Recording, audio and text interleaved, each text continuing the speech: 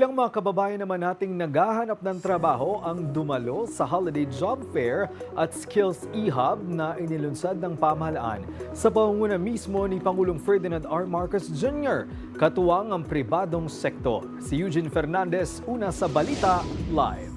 Eugene?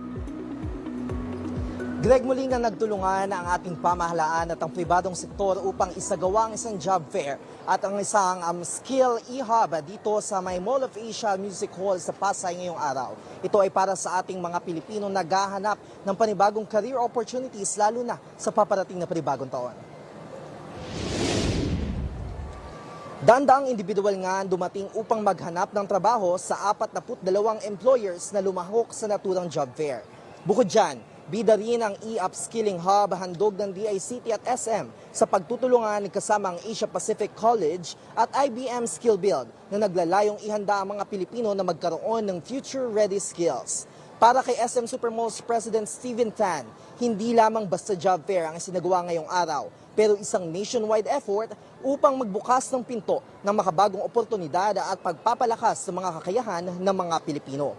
Ayon naman sa Pangulong Ferdinand R. Marcos Jr., ang pagtutulungan ito ng pamahalaan at pribadong sektor ay mas naiaabot natin sa mga kapwa Pilipino ang mas magandang buhay.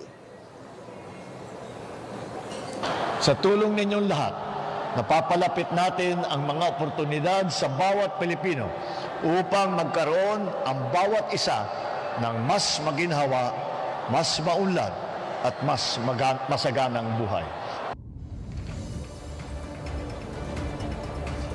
Greg, sinigurado nga rin ng pamahalaan na magtutuloy-tuloy ang pagsasagawa ng proyektong kagaya nito para sa mga Pilipino. Habang aabot din naman hanggang alas 5 ng hapon ngayong araw itong job fair na ginagawa nga o sinasagawa nga dito sa may Pasay City.